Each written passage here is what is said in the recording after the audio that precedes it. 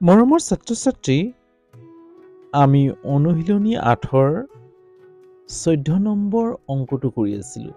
যোগফল উলিওৱা। আজি 14 নম্বৰৰ ইটো কৰোঁ আহা। মই 14 নম্বৰৰ ডি লগে অংকসমূহ তোমালোকলৈ 4টি ভিডিঅ' আগবঢ়ালোঁ। যদি ভিডিঅ'সমূহ চোৱা নাই তেতিয়াহ'লে চাই ল'বা আৰু কেনে পাইছা জনাবলৈ নাপাহৰিবা। আজি আহা আমি ইটো কৰোঁ। ইটোত 7 কিলোগ্ৰাম 660 গ্ৰাম প্লাছ 28 কিলোগ্ৰাম 0.75 গ্ৰাম। আমি কি কৰিব লাগিব? এই চাব লাগিব, যোগ কৰিব দিছে, গতিকে যোগ কৰোঁতে চাব লাগিব কিলোগ্ৰাম কিলোগ্ৰাম দুটা মিলিছে, গ্ৰাম গ্ৰামো মিলিছে।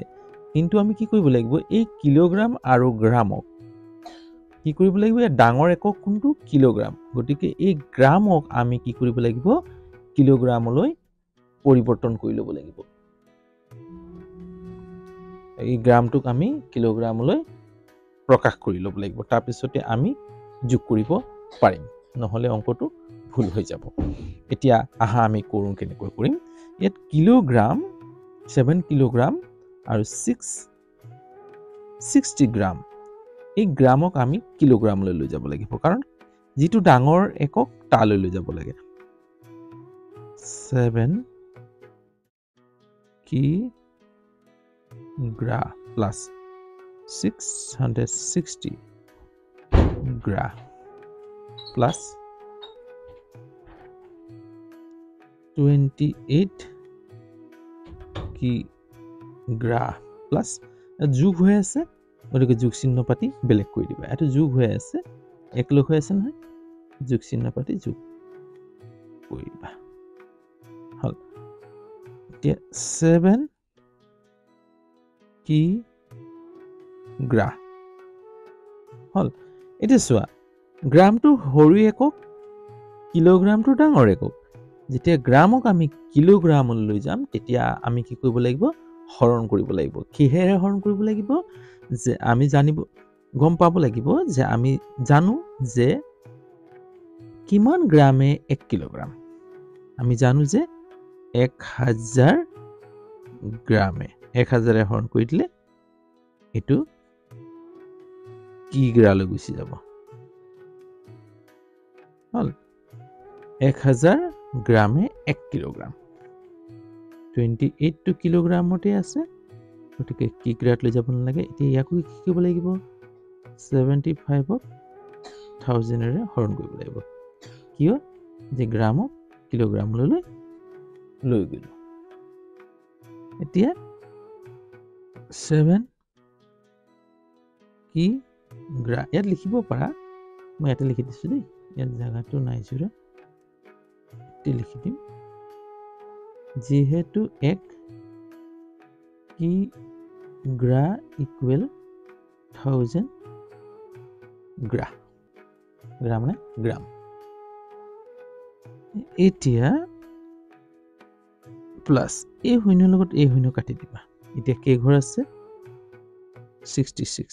তলত কেইটা শূন্য আছে? দুটা, গতিকে ওপৰত 2 ঘৰৰ আগত দশমিক হ'ব, 1 ঘৰ 2 ঘৰ, বুজিলে? দশমিকৰ আগত শূন্য কাটি দিবা। কি গ্ৰা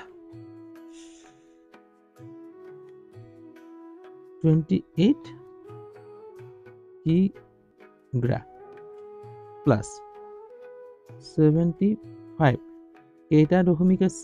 শূন্য আছে 1 2 3টা, 3 ঘৰ দশমিক 1 ঘৰ 2 ঘৰ, এটা শূন্য লিখি দশমিক পাতি ল'বা। হ'ল। এতিয়া কিগ্ৰা হ'ব। এতিয়া গোটেইকেইটা যোগ কৰি দিয়া, গোটেই যোগ কৰি দিয়া। 7ৰ পাছত দশমিক নাই, গতিকে দশমিক এটা লগাই ল'বা। তাৰপিছত 0.66 হ'ল, শূন্য এটা পাতি ল'বা। তাৰপিছত 20ৰ লগত দশমিক নাই, 28ৰ দশমিক লগাই ল'বা। তাৰপিছত 0.075 0। এতিয়া কি কৰিবা? যোগ কৰি দিয়া।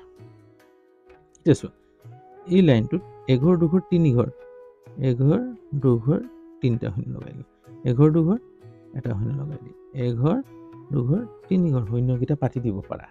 শূন্য মানে একো নথকা হয় নহয় ডাইৰেক্ট কৈ দিব পাৰা এতিয়া 5 ইয়াত এই লাইনটোৰ সংখ্যা অকল 5 আছে এই লাইনটোৰ সংখ্যা কি আছে 7 আৰু 6 7 6 কিমান হ'ব 13 একো কৰিলে হয় নহয় তাৰপিছত 13 একো কৰিলে এই লাইনৰ সংখ্যা কি আছে 6 একে 7 পইণ্ট এই লাইনৰ সংখ্যা কি আছে 8 7 15 একো কৰিব একে 2 3 হল কিমান পালো এতিয়া 35.735